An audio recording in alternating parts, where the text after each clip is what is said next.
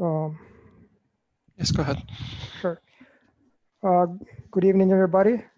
Thank you for choosing to be with us today at this very special event by a very special guest, Dr. Amir Golnabi, who studied mathematics and computer engineering at the University of Salamanca in Spain.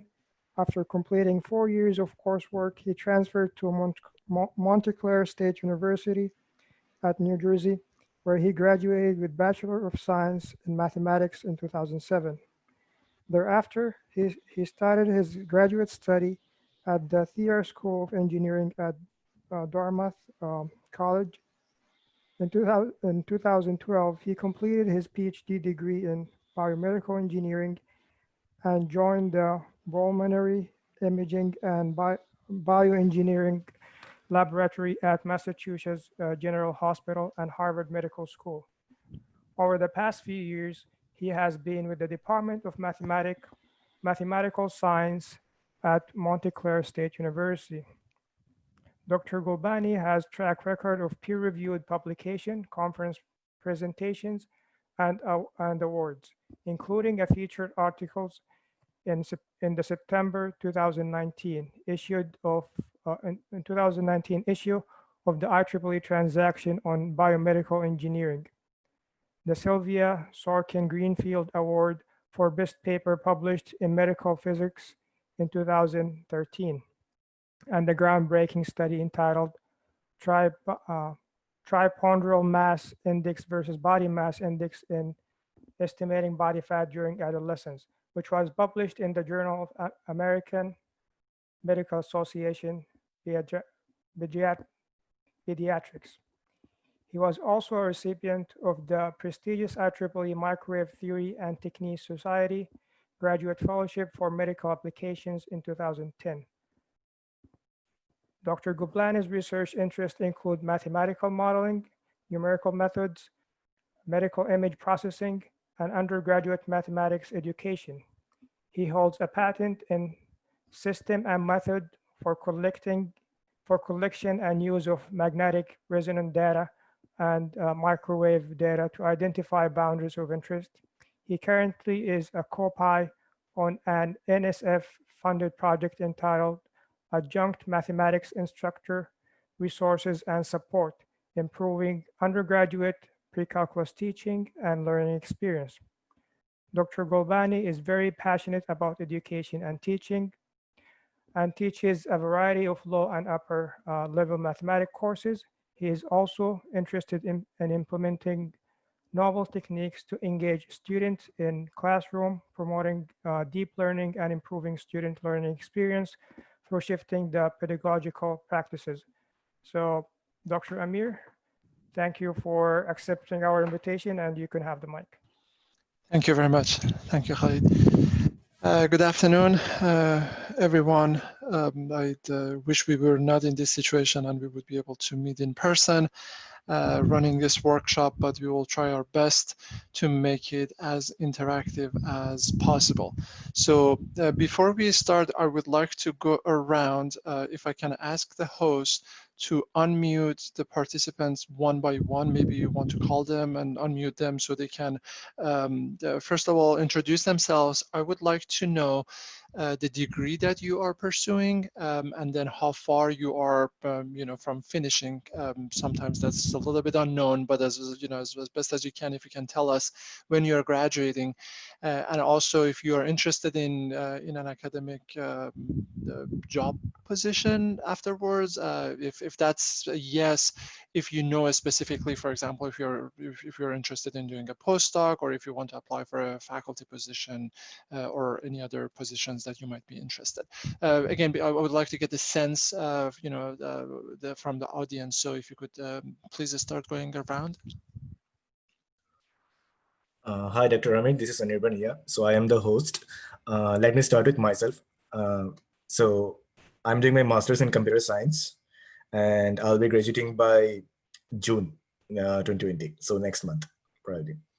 And yeah, I'm looking for a full-time opportunity currently. Yeah. So yeah, that's all from my side. Yeah. Good luck. Thank you, Dr. Amir. Dr. Amir, one more thing, like I can make you the co-host. Do you want me to make you the co-host? Yeah, maybe that Yeah, would, yeah. Let me do that.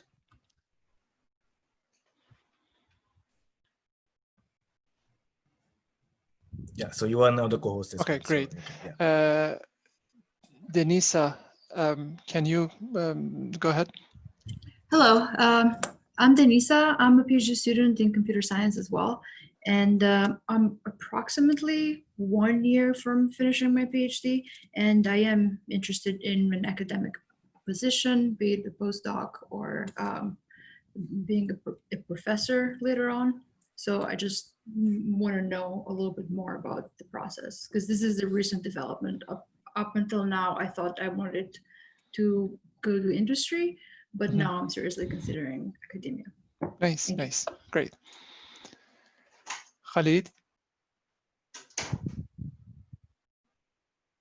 Yes, my name is Khalid. I'm the president of IEEE Graduate Forum at Drexel University. Hopefully, I'll be graduating in a year. I'm majoring in electrical engineering, specifically power system and control. My future plan is to get a job outside of the academia for a while to see how the industry works, because I've been in academia for too long. And then after that, we'll see what happens. Great. Kishore?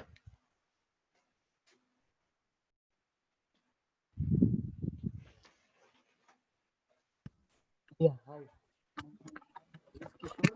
And currently, I'm the event coordinator. Kishore, can I ask you actually to speak in the microphone?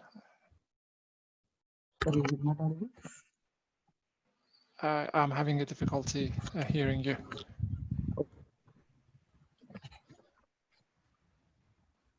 Yeah. Currently, I'm pursuing master's in data science. The event coordinator for the DIG for next year, and I will be graduating in 2021. Currently, I'm working with under the CPT program, and my future plan is to get a good job in the company. In a company, okay. Great. Ophelia?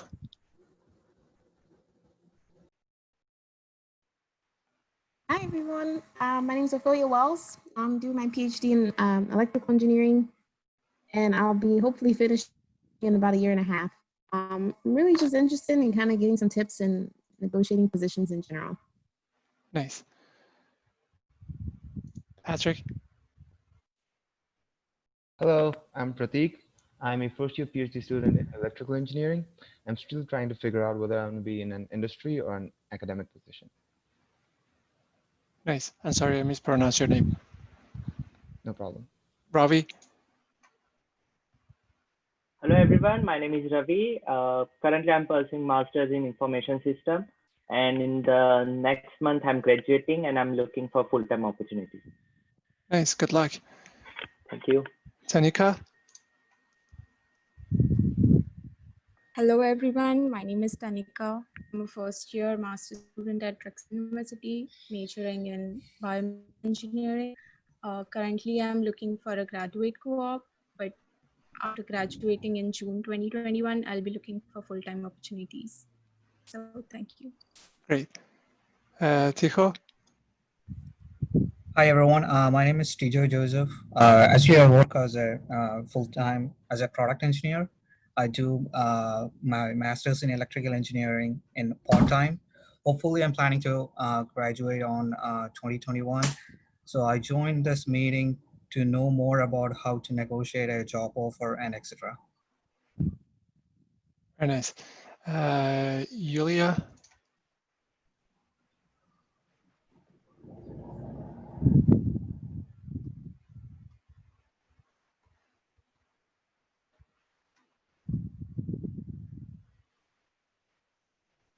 One more time, Yulia.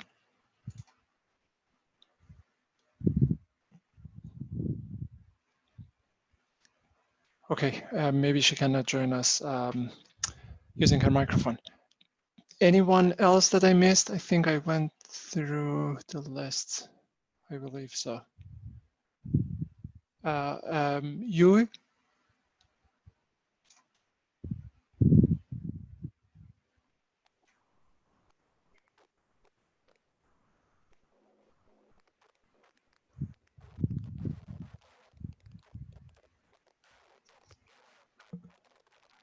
Can you hear us? Dr. Amir, I think he just joined, so can you explain to him just quickly what we're looking for? We are actually, I would like to, if you could introduce yourself, tell us the degree that you're pursuing and when you're planning to finish, and also after you graduate, if you're planning to go to academia or industry.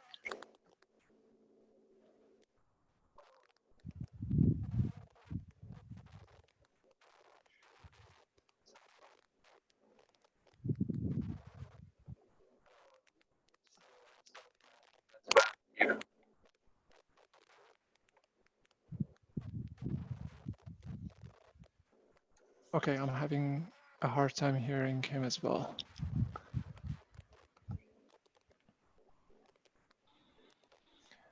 Okay, if you don't mind, we can continue because I would like to start the yeah, please, presentation.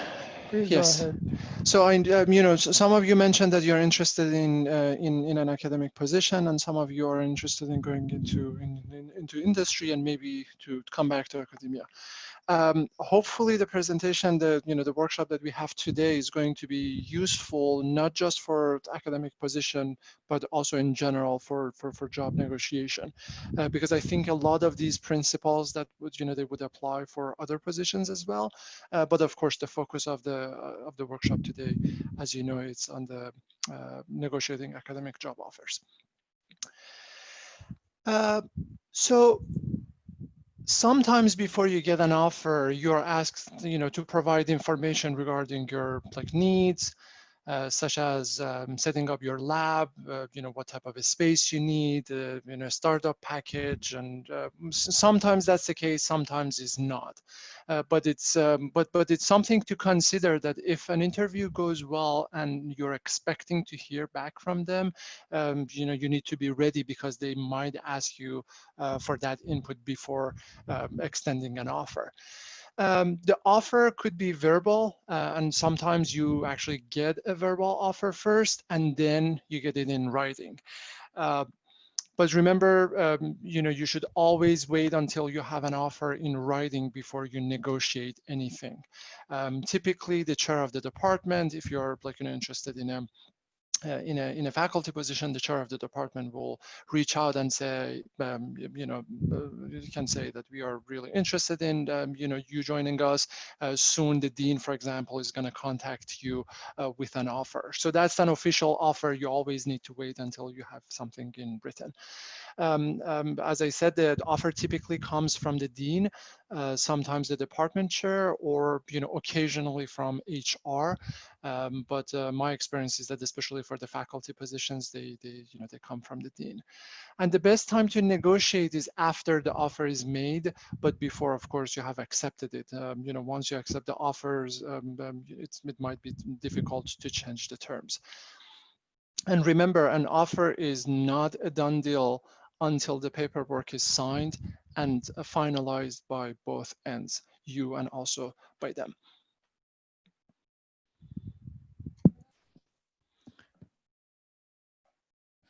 When you get an offer, your decision basically comes down to three main areas that I have listed here. Is the actual position, the actual offer that they extend, and also other, whether you have other offers or option or not. So if you focus on the first one, the actual position, right? That includes duties and responsibilities, whether those are teaching or research or sometimes service. You want to, keep in mind the working environment. And hopefully you got a sense of that during the interview, during the campus interview, and also your personal and professional goals. at different stages in our lives, we have different goals, different personal and professional goals. So sometimes, right after finishing, for example, your graduate degree, you just want to get an offer. You just want to have a job to start, right? That might be different from from someone who is age-wise older, has established family. Maybe like the priorities are different. So you definitely need to consider your goals when you make a decision. The actual offer itself is also very important. We are going to talk about it today in this workshop. Different components of the offer and how you need to take a closer look at the each part and what you need to do with it. And of course, the whether you have other offers and options, that's going to put you in a really different situation, and hopefully you will have multiple offers and options so you can go back and forth and maybe negotiate and get the best available option for yourself. Basically, there are 4 different scenarios if you look at the offer versus the position that you have applied for, or the position that they are extending the offer to you. The position could be a bad or good fit for you. And sometimes, we apply for a position even though we know that this is not our best fit, but we apply just sometimes, just to have it as plan B. And also the offer that is extended sometimes is a good offer, sometimes it's not. So we have really like these 4 scenarios, and I would like you to think about it and have some ideas as you're like preparing to get an offer, and after you get the offer, like to see where you are in these 4 scenarios, which of these cases is yours. If you have a bad offer and the position is also not a good fit for you, I think that's relatively the easiest one, especially if you don't have any other offers, a bad offer and a bad fit. That's very straightforward. So if you're not interested in pursuing that offer, you should decline it as soon as you decide that you're not interested in continuing, like talking or thinking about this. But remember, always you need to be respectful and provide some general, sometimes even vague or brief explanation that why you are declining the offer. Something, for example, along the lines of like, I don't believe that this is going to work for me, or the balance of duties between research and teaching, or whatever you have to do is different from what I was looking for. Or for example, if you have a partner or family and you're unable to accommodate their needs, you might want to also share with them that this is not suitable for me and my family. And also, of course, if you have other offers you're going to take, you might want to say that there are other offers that provide better opportunities for you. So it's important to know where you are. But if you are in this corner, bad fit, bad offer, that's relatively straightforward to decide. If you have a bad fit, or if the position is not the best fit for you, but you have a good offer, that brings you back to what I was talking about, your personal and professional goals. So depending on your goals, you might want to take a bad position, but if you have a good offer, especially if at least you're planning to have that as a temporary thing, it might not be a bad idea to do that. Basically, when we talk about the negotiation, we are talking about one of these 2 cases. So if you have a good fit, but a bad offer, or if you have a good fit and you have a good offer. And you might say, but if I have a good fit and I have a good offer, do I still need to negotiate? And I would say yes. And negotiation, we are going to talk about it. Negotiation is not necessarily the salary. There are other things that you need to also keep in mind. And oftentimes, employers expect you to negotiate. So do not think like, this is going to be bad, or it's going to be rude to ask for something that is not in the original offer. So even if you have a good offer, you want to consider negotiating. So what should you negotiate and why? As I just said, oftentimes when we talk about negotiation or negotiating a job offer, whether that's in academia or not, the focus is on salary, or people think about salary first. That's important. Salary is probably the most important factor, but there are other items that needs to be considered, like the work schedule, like the sick time, the leaves, if you have like parental leave, the vacation, retirement benefits, like tuition and reimbursement. If there are other expenses, whether they're going to cover, for example, for your professional developments, going to conferences, those along those lines. So that's important to have like a big picture and not just focus on the salary. And also for relocation, if you're going to a place that is not in your neighborhood, you might want to ask them for relocation, or consider having this option as well.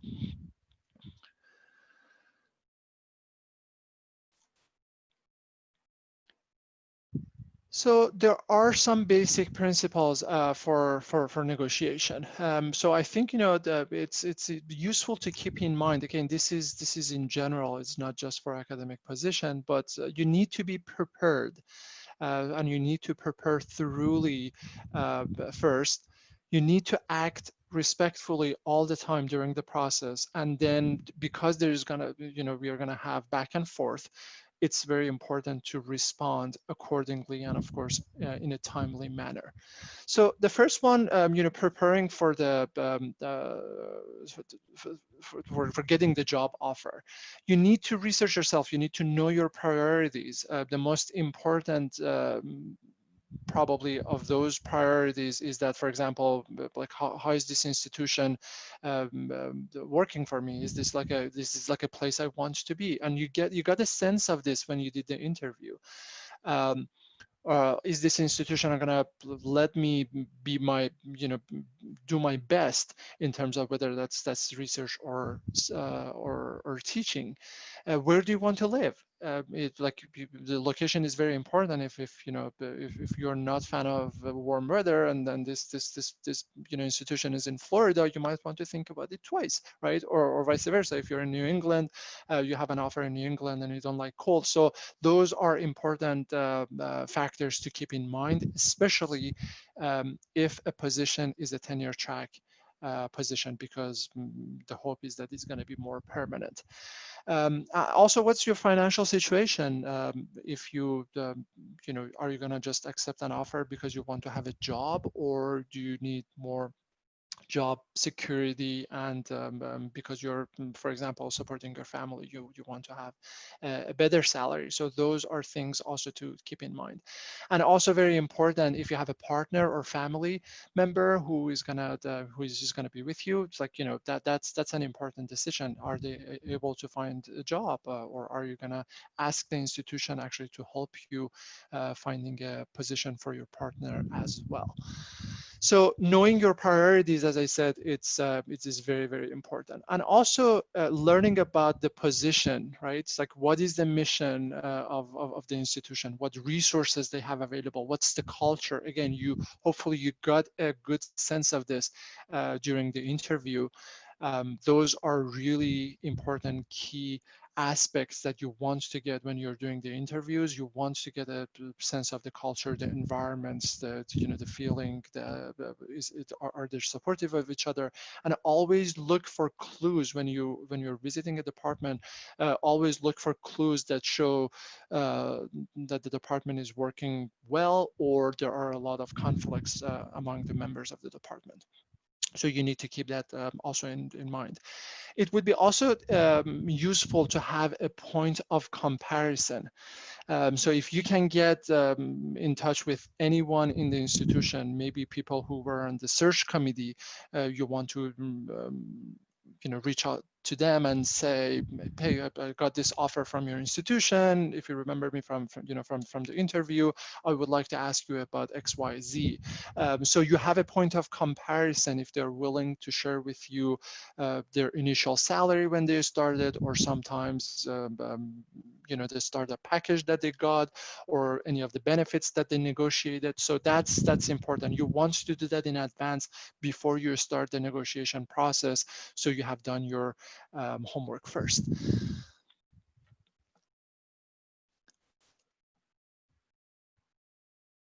Then you want to act respectfully, right? So you want to also put yourself in the institution's shoes, in the department head's position, and consider the institution's limitations. Like, what limitations do they have?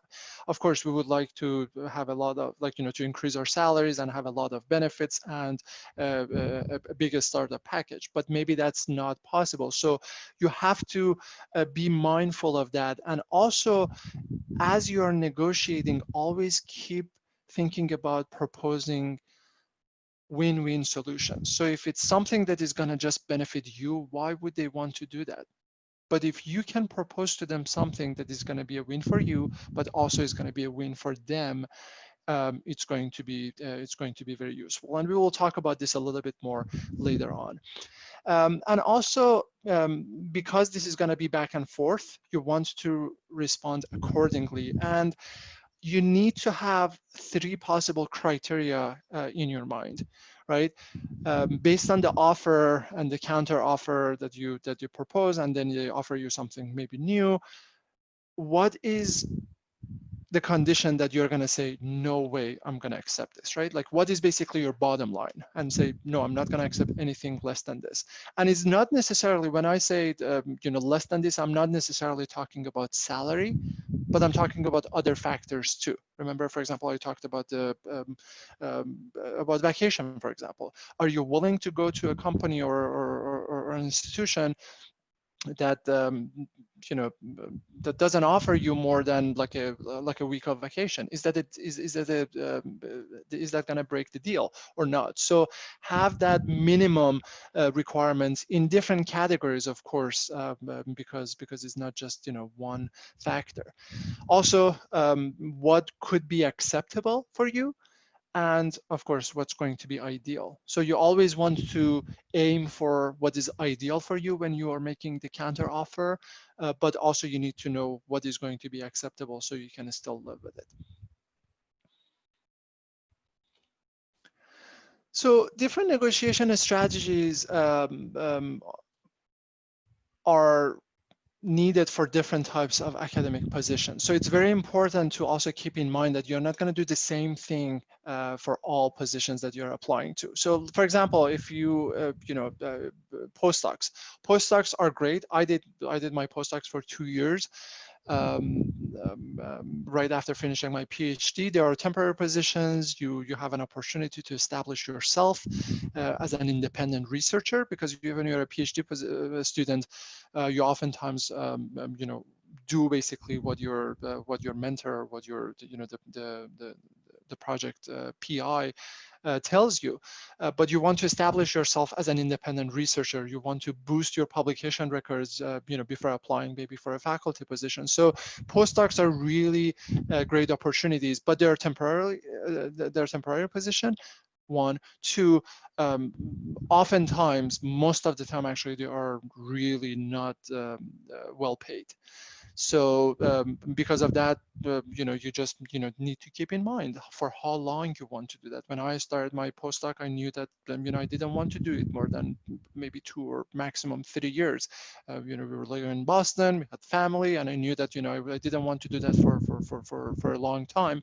But I had colleagues who were more than happy to stay there as a postdoc for 4 or 5 years. So that's something to keep in mind. The faculty position, they could be full-time or part-time. In the full-time category, there are tenure track positions and also non-tenure track positions that we will be talking about. The duration of the probationary period for the tenure track depends on institutions, but typically the tenure track, there are 5 to 6 years, but that's something that needs to be discussed with the institution. And also there is a possibility sometimes for you to apply for yearly tenure, for example, after 3 or 4 years. These positions usually, require teaching and research and also service, the tenure track ones. The non-tenure track ones, it depends. I have seen, research non-tenure track and also teaching non-tenure track. So the focus is either on research or teaching, and sometimes there are some service components involved. And then the last one is the part-time. So the part-time faculty positions, they're also known as adjuncts. Adjuncts, they are usually term by term contracts. Typically, they are focused only on teaching responsibilities. So there is no research, and there are no there are no service expectations. And in many institutions, you can work as an adjunct just with your master's degree. So you don't need to have a PhD to work as an adjunct. So if you're pursuing a master's degree and you're interested in working in academia, you can still, in a lot of places, you can work as an adjunct. Also, there are some other non-academic positions in academia that we are not focusing on. Like, those positions are, for example, university management or upper level staff, but we are not going to talk about those today. So I'm going to go over each of these positions a little bit in more details and tell you a little bit more about it. Some of you might know about them, some of you might not. So hopefully you will gain something from this. So postdoc positions are usually there are not enough opportunities to negotiate necessarily the salary and benefits because they're usually determined by the institutions. You can always discuss and negotiate other areas, for example, areas of PD or professional developments and technical training with the director of the lab or department chair that you will be joining. For example, you can think about or talk about travel-related expenses, going to conferences. You should also discuss the possibility of accessing research facilities, equipments, and other resources outside the lab that you are joining. Sometimes that's very important because the lab that you will be joining might have limited access to certain resources, but it's important for you to know what's going on in other labs in the department or in the college, so you can maybe use those resources as well. And finally, depending on your background and goals, you might want to, inquire about opportunities to teach and mentor students, especially if your postdoc is focused on research, but you would like to gain some more experience doing teaching. You might want to ask to see if any teaching opportunities are available. One thing that I forgot actually to mention here is the duration of the fellowship or the program, the postdoc program that you're joining. Oftentimes, actually, these postdoc positions are funded by grants. For example, NIH grants, and then the grants it has a duration. So you should always ask, for how long they have the funding and how long you can potentially stay for that position. The non-tenure track faculty positions, so there are faculty positions, but they're non-tenure. You have a slightly more negotiation power when it comes at least to the salary. The contract duration typically ranges from 1 to 3 years. Oftentimes actually you can renew those. So you definitely want to talk about those in the negotiation. And the area of the PD and technical training, so this is similar to postdoc positions, like travel related expenses to conferences, if they're willing to cover those, and what's the maximum amount, for example, they will be paying. And access to equipments and other resources, in the departments, that's important. And also asking if any service components are going to be included in your contract. contract. I have seen this very often that, you know, for non-tenure track faculty positions, like these are sometimes called the clinical positions.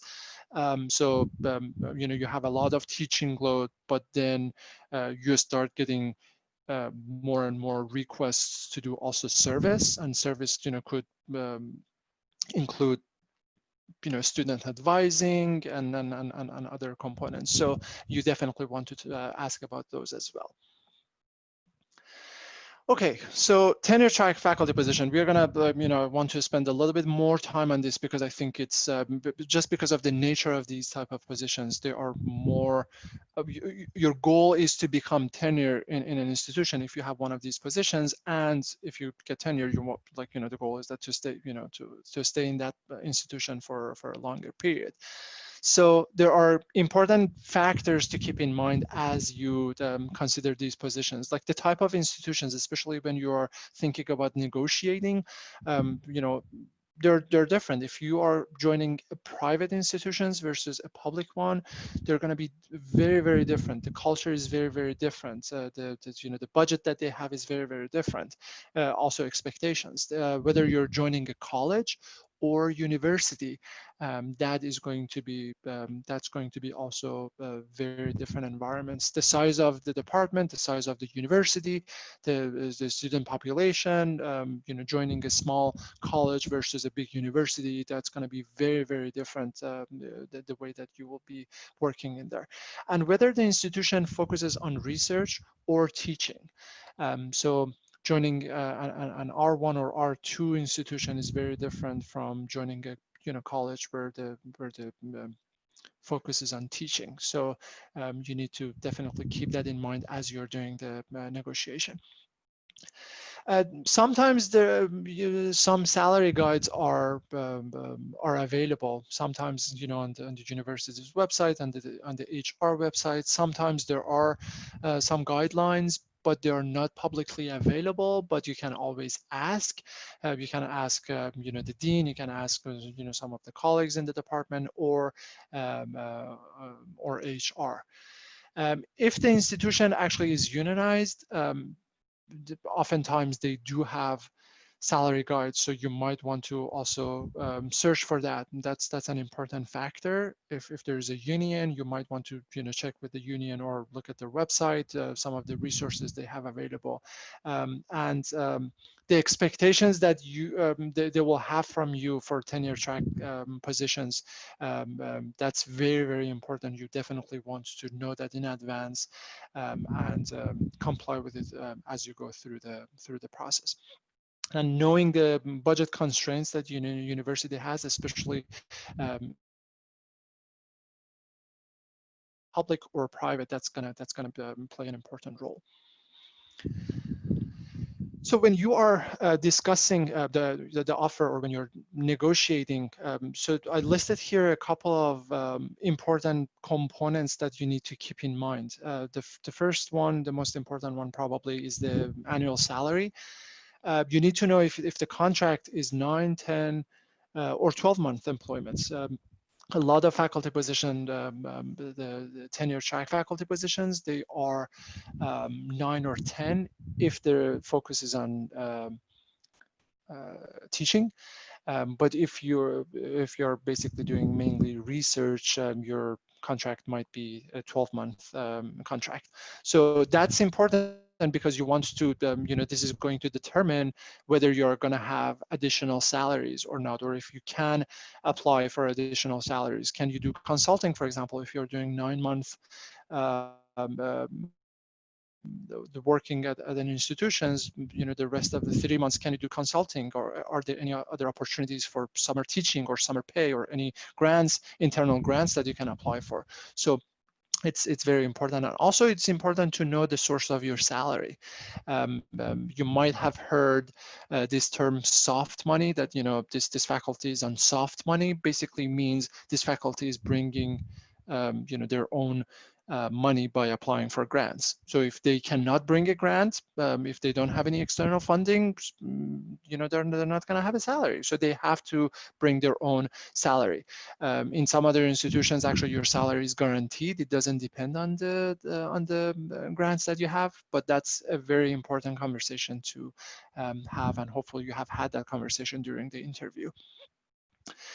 General benefits, you know, in addition to the to your health insurance, you know, other benefits like, you know, retirement plans, what type of plans they have available, and what are the contribution. This is the part that oftentimes it's is looked over. You need to know how much you are contributing and how much the institution is going to contribute. Sometimes it's 50% you, 50% them. So whatever you contribute, if you contribute, for example, 5% of your salary for the retirement plan, they are going to provide also 5%, right? Sometimes you provide a percentage and then they provide a larger percentage. So that's something you need to keep in mind, because especially for a long run, the contributions for general benefits, especially the retirement plans, are very, very important.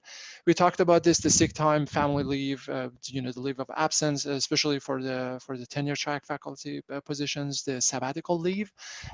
That's important. You need to know when they're going to happen and, like, you know, what the dates are. So the start date, the reappointment dates, when you're going to be reviewed, the duration of the probationary period, that's basically the tenure track, whether that's 5, 6, 7. If you can apply for yearly tenure, that's another thing to also keep in mind.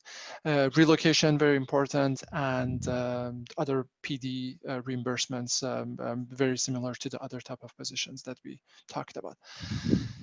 The list continues, the teaching and advising, especially during the first and second year, that's going to be very important. So that's something you definitely want to negotiate. If you are negotiating a tenure track faculty position, you want to ask about course reduction or course buyouts. Can you teach fewer courses the first year or two? That's very common, actually. Or can you have fewer students to advise?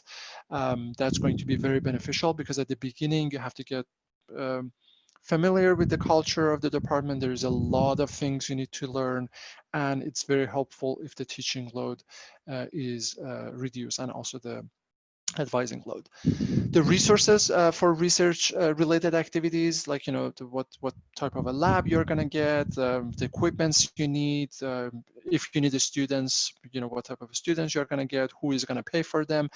You know that to be successful in academia, especially if you're actively doing research, you need to have a lab, you need to have an equipment, and you have to have students who are working on the projects. But the students, like, they need to be paid. Most of your graduate students, and you have a stipend, right? Like, you know, your mentors, your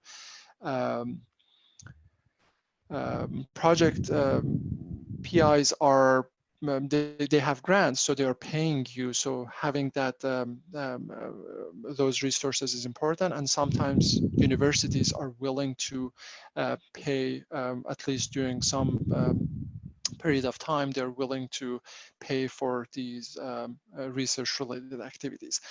Sometimes these things are part of the startup package, right? Sometimes they're discussed separate from the startup package, but definitely I would say the resources that you want for your lab, for research related activities, you know, they are considered in your startup package.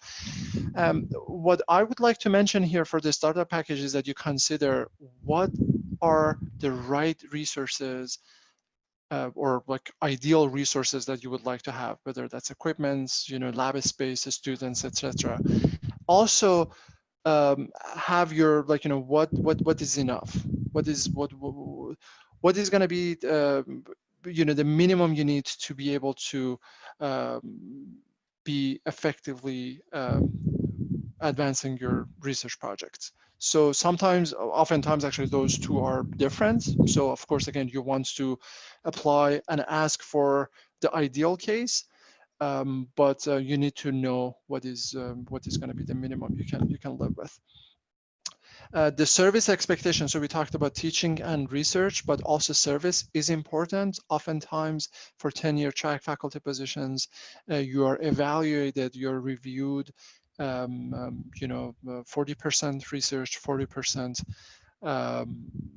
teaching, and 20% service, right? Even though they joke about it and they say 50% research, 50% teaching, and 20% service, which adds to 120%, but that's the reality in academia. You definitely want to know about the performance review and tenure process. This is not really necessarily part of the negotiation, but the timeline, if you're thinking about applying for tenure yearly, that could be part of the negotiation process. The mentorship, it's part of an information that you want to have. Again, it's not necessarily in the negotiation process, but it's very important, especially for the tenure track faculty positions, for you to have a mentor. Visa sponsorship. I was an international student. And I know that a lot of you are. So visa sponsorship is a big thing. So you need to keep that in mind and talk about the possibility whether the institution is going to sponsor for your visa or not. A lot of institutions, I don't have any experience with this because I got my paperwork through different methods, but I know that a lot of universities they sponsor for your visa, and that's not a big of a deal. And dual career assistant for partners. So if you have a spouse and you have a partner, you're going to join an institution, you might want to also negotiate with them whether your partner can also join the institution. That's going to be very important. Okay, so we are going to do a little bit of role playing. I was originally hoping to spend 15 minutes on this, but clearly we are not going to be able to do that. So I will give you about 5 minutes. We started a little bit late, and definitely we are going to go over time, over 6 o'clock a few minutes. But I would like you to go to your breakout rooms, and someone is going to help me with that process in a moment. So you're going to go to a breakout room and you're going to think about a hypothetical case. So the breakout rooms, they're going to have 2 people in each room. So you want to just tell your colleague in the breakout room what type of position you're looking for. So what is that hypothetical scenario? For example, you can say, I have a job offer for a postdoc. And then think about how you want to negotiate the terms that have been given to you. So again, come up with a hypothetical case and try to think about how you could negotiate. What are the shortcomings? What are some of your shortcomings when it comes to negotiation? Are you shy? Do you feel that it's rude to negotiate? Do you feel like, I cannot talk about salary? Do you try to identify what are some of the areas that you need more help with? And then hopefully you can take turns so the other person can role play the candidates, and the other one can play the dean or chair of the department that is going to hire you. So it is 5:53. So let's say to 5:58. So I'll give you about 5 minutes, and if I can get some help with the breakout rooms. So Dr. Amir, I've just created 6 breakout rooms and I've invited everyone here. Perfect. So, yeah.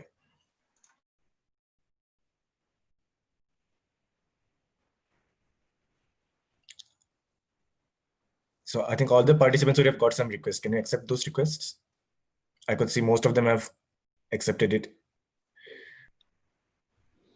Okay, is everyone back, or is still some people are in the breakout? There are still some people. It will take 30 more seconds to Okay. close out. Yeah, because I wasn't sure if they have left the conference or they're just not here. No, they are still in the breakout room. Yeah.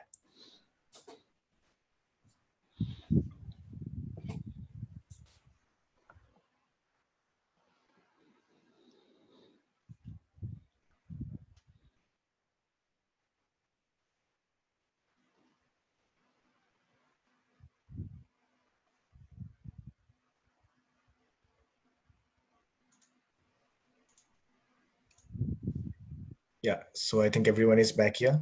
No. Okay, unfortunately, we don't have a lot of time, but still, I would like to hear at least from one or two of you what you discussed. If you found any of those factors to negotiate more important or difficult to talk about or negotiate. Can I have some inputs? Please feel free to unmute yourself and tell us what you So did.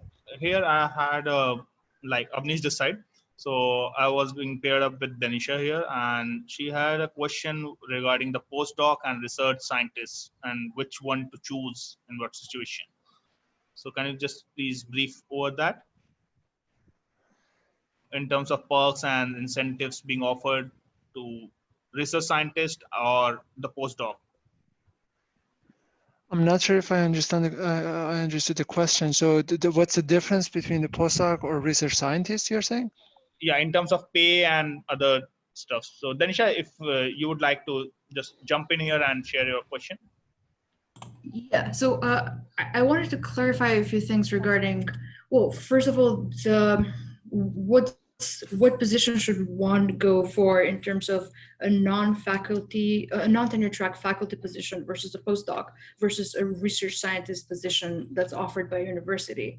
Like, what's expected in each one of those, and how much, what factors could we negotiate? And I know that you went over some of this, but I think actually, you know, this question is very important. So really, postdoc is not a degree, right? So there are like oftentimes yeah, postdocs are basically what you do after you finish your PhD temporarily, and usually focuses on research. Most of the postdocs that I have seen, they are actually research postdocs. So, you know, an institution might call those a research scientist position. So really, you could, like, you know, maybe they're not calling it postdoc, but really that's postdoc. Again, as long as you do something after your PhD for temporarily, that is considered a postdoc. And the whole idea is that during that time, you establish yourself as a researcher, and then you boost your publication record. So that's, like, you know, I don't think, you know, the term and the title is that important, but definitely the title is something that you can also talk about or negotiate. So that's the difference between those. And then it also depends on what you want to do. If you want to, for example, go to a tenure track faculty position, it is very much it's very much not required, but it's very much suggested that you do a postdoc before, because there are so many qualified candidates, and having that postdoc experience as someone who is now more independent. You don't depend on your PhD advisor. You have been on your own for like 2 or 3 years, and you have been able to publish on your own. So that is something very, very positive and attractive when you're applying for a full-time tenure track faculty position. So again, like, maybe you want to consider the postdoc if you want to go to tenure track faculty position, I would say. right, thank you. And also sometimes it's like just, you know, a period of time when you finish your PhD, you know, you just want to figure out basically what to do next, and that, like, you know, again, temporarily for a year or two, that might also work out. So what about a non-tenure track faculty position? What can that be instead of a postdoc, or does it have other requirements that don't boost your research standing that much? It depends. It depends. I would say that again, sometimes, you know, different institutions, they call it differently. So maybe something that one institution would call a postdoc, in another institution is just called a clinical faculty, which is like a non-tenure full-time faculty. So again, there is postdoc is a kind of like an arbitrary term. So different institutions, they call it differently. So if you are joining an institution for a couple of years after your PhD and they're calling it a clinical position, you can consider it a postdoc. That's a postdoc, really. So all these terms are somewhat equivalent. Yes, yes, but the non-tenure, like what is typical is if the non-tenure track faculty position is focused on teaching, that's where usually they don't call it postdoc. Usually postdoc, again, like the different institutions, they have different rules, but usually when someone says like I'm doing postdoc, usually the focus is on research. And then if they are calling it like clinical faculty or non-tenure track full-time faculty, that's typically focused on teaching. So that could be the distinction. Thank you. Yep. No, these questions were very important. Any other questions?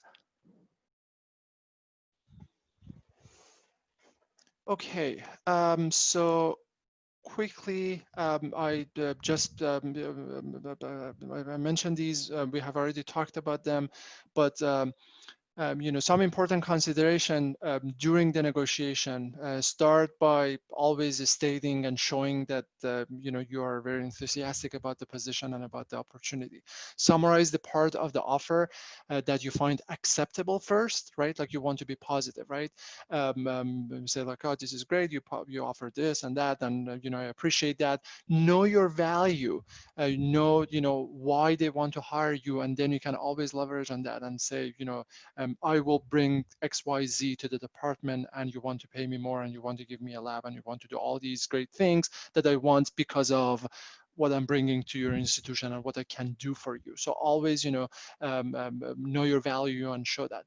Introduce the areas you would like to negotiate about, but always try to keep a positive tone. Like say, you can start by saying, for example, in order for me to be a productive researcher, I need to have access to this equipment, or I need to collaborate with this person, or I need to go to that conference, or I need but always start with, in order for me to be productive as scholar, all right, or in order for me to be an effective teacher, I need to have this technology, I need to have this, I need to have that. So start with that. Be open and honest. That's going to go a long way. Restate the the position and the agreements. Always try to thank them and indicate that you're really enthusiastic about this, but do not be afraid of asking. You're not going to lose anything. Worst case, they're going to say, sorry, you're asking for this much increase in your salary, or you're asking for this lab, or you're asking for that equipment. We cannot provide you that.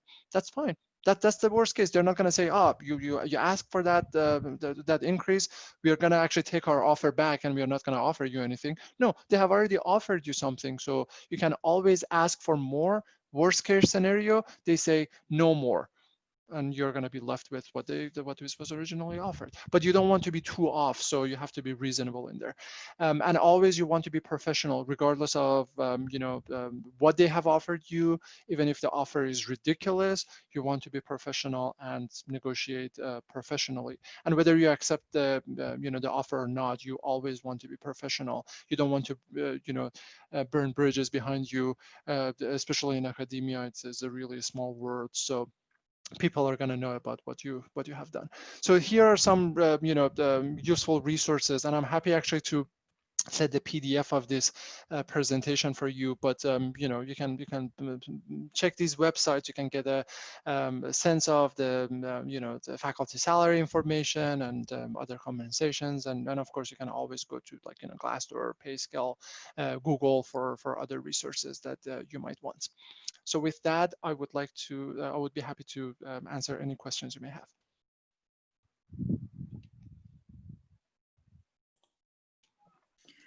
I have another question. This is Denisa. Sure.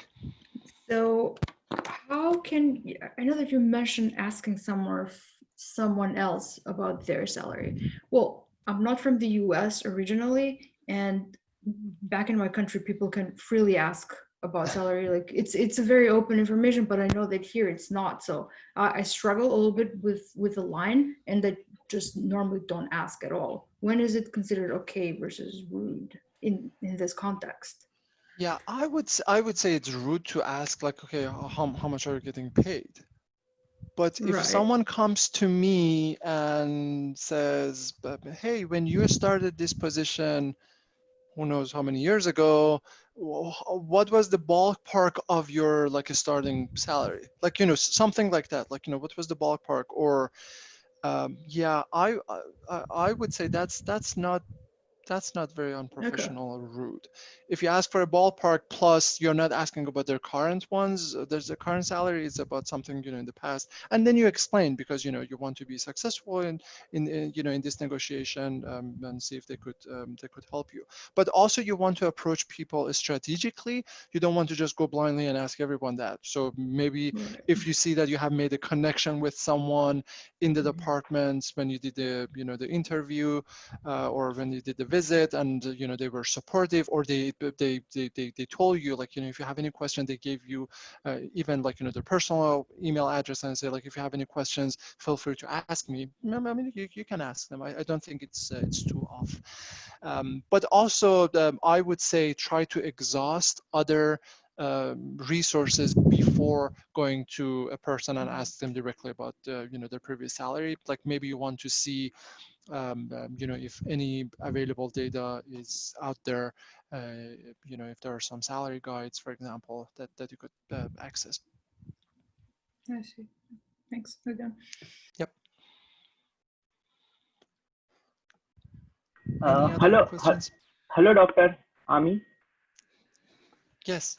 Yeah, I have one question. Like for recent grads who don't have like any work experience, and if they get a job, then what would you prefer? Like, should they negotiate with the recruiter, or or they should be okay with the salary? Are you talking about the jobs in industry? Yeah. I would say it all depends on your professional and personal goals. So if someone, for example, says that you're going to come to, you know, to our company and work for, I don't know, $50,000 per year, and you know that you're not going to do that. So I would say like know yourself, know what's going to be like no way for you, and you can communicate that to the recruiters, and you can say like, you know, my salary expectations are in this range. Usually the recruiters, they ask you, you know, what your expectations are. I don't like when employers they ask that question directly, especially when they don't give you a range. They say like, okay, how much salary would you like? They're like, oh, I mean, depends, of course. I would try not to answer that question directly to the, you know, to the employer as much as possible. And always say it depends, because it really depends. It's not just salary. It depends on your benefits. It depends on your on vacation. It depends on so many different factors. But when you're talking to a recruiter, it's a good idea to say, hey, I'm not if for example, if the annual salary is less than, for example, $70,000 per year, I'm not going to take it. So don't even bother to, you know, contact me about that. Okay, thank you. Yep.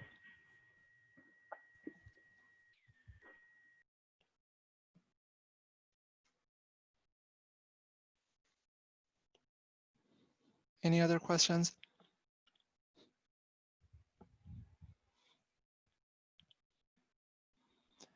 Great.